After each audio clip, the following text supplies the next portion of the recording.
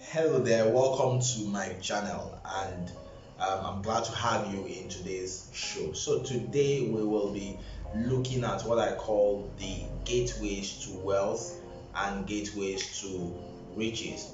Now, wealth and riches don't really mean the same thing. This is contrary to what so many people believe and what so many people know.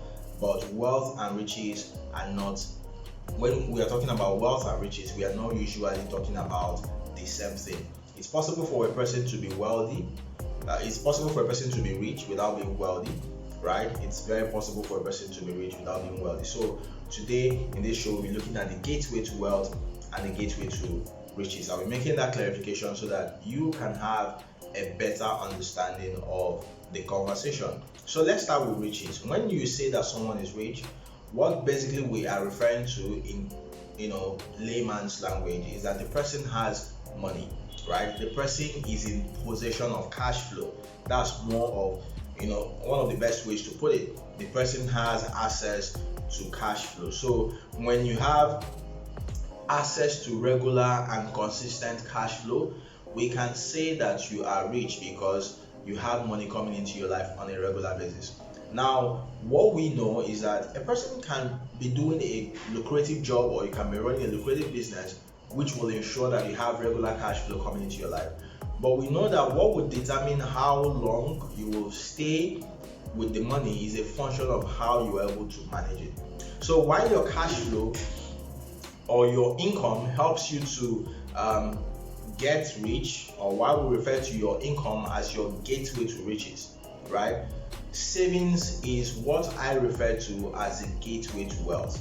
Now, when you're talking about wealth, there are three levels to wealth. All right, there are three different levels to wealth. The first level is when you talk about abundance, right? Increase in abundance. When you have increase in abundance in the core areas of your life, such as your health, your spiritual alignment, your relationship, your money, and your wisdom, which is what I call the five world distinctions. If you have these things in abundance, if you have these things on lock, if you have these things in control, right, you can be said to be wealthy at the level one. Now, the second level is where we measure wealth based on time, right? We measure wealth based on time. So how long can you be able to sustain your current standard of living at the current cost of living without earning any additional income? That is wealth in a measurement of time. Then we talk about wealth as a measure of your net worth, right? And that talks about how much are you, what's the difference between your assets and your liabilities? What's the difference between what you own and what you owe, right? So if you own more things than you owe, you are said to have a positive net worth, and at that instance, you are assumed to be wealthy, right? So these are the various levels to wealth. Now, when you are looking at wealth, one of the things you realize that it is not how much you make at the income level that will determine whether you'll be wealthy. It's a function of what is the quantity of assets that you have. All right, what's the asset size? What's your asset capacity?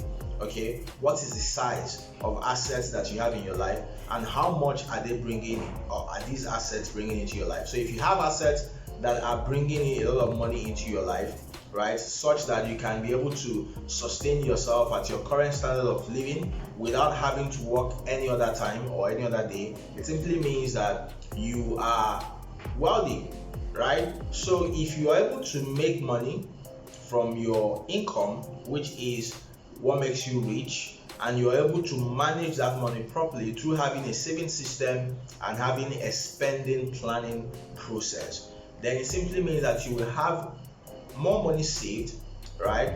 And with the money you have saved, you can afford to invest in assets and opportunities. That is what will ensure that you multiply your savings. Assets and opportunities help you to multiply your savings. And when your savings are multiplied by way of investing in assets and opportunities, you will then have to make money without you working on it or without you being there. So when your assets are making money for you, that is when you earn what is referred to as passive income. So while your income or your income activities make you rich, your savings activities ensure that you get wealthy. So don't just focus your attention on any big income, any big paycheck. Just also make sure that you make a transition from income to assets. That is how you will ensure that you move from just being rich to being wealthy. I hope this video was helpful to you. I hope you learned one or two things from it. If you have any question, feel free to drop in the comment section, and also feel very free to share this video with someone else. And if you have not subscribed to my channel, please do feel free to subscribe. I share things relating to money, wealth, personal development, and digital entrepreneurship on this channel. So do well to subscribe, and you will get a lot of value by being here with me. So till I see you again next time, do have yourself a wonderful day.